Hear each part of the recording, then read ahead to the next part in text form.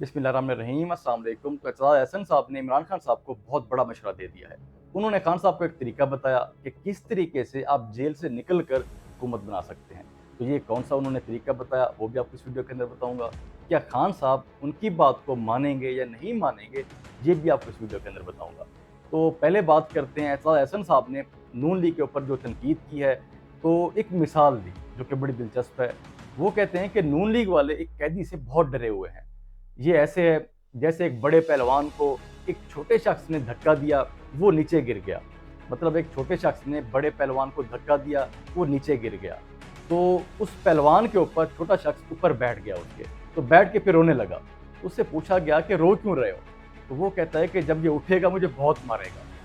तो वो कहते हैं इसी तरह है कि नून लीग वाले समझते हैं कि जब ये जेल से निकलेगा तो बहुत मारेगा। तो ये एतजाज़ अहसन साहब का कहना है।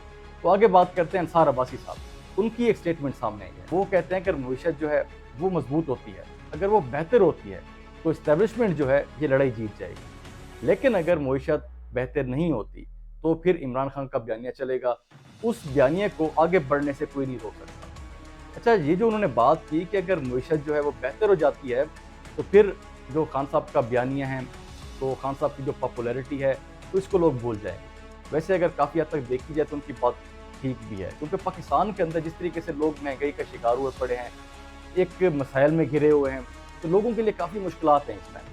अगर लोगों के लिए इस मुश्किल का हल निकलता है, मईशत बेहतर होती है, इसमें ये कहा जा सकता है कि खान साहब का जो बयानिया है वो कमज़ोर हो जाएगा। तो इसके अलावा बात करते हैं एतजाज़ अहसन साहब।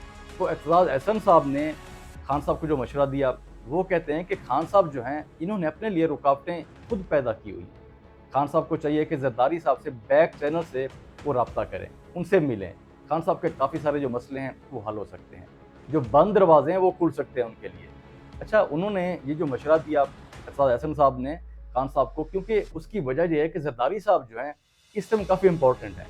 तो जिस तरीके से अब नून लीग की हुकूमत है, इत्तेहादी उनके पाकिस्तान पीपल्स पार्टी वाले हैं, अगर जिस तरीके से कह रहे हैं एतजाज़ अहसन साहब कि जरदारी साहब से आप बातचीत करें, फॉर एग्जाम्पल अगर इनके मुज़ाकरात हो जाते हैं, इनकी कोई डील हो जाती है, तो पाकिस्तान पीपल्स पार्टी नून लीग की हुकूमत को गिरा सकती है, पाकिस्तान तहरीक इंसाफ की हुकूमत को बना भी सकती है।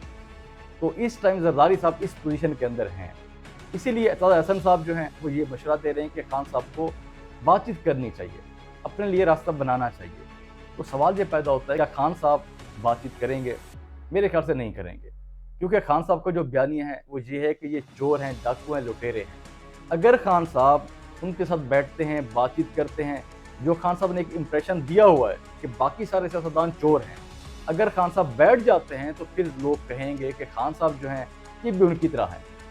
खान साहब का जो बयानिया है वो उस टाइम ख़त्म हो जाएगा। इसीलिए खान साहब जो हैं उनके साथ मेरे ख्याल से नहीं बैठेंगे, लेकिन उनको बैठना चाहिए, मुज़ाकरात करने चाहिए।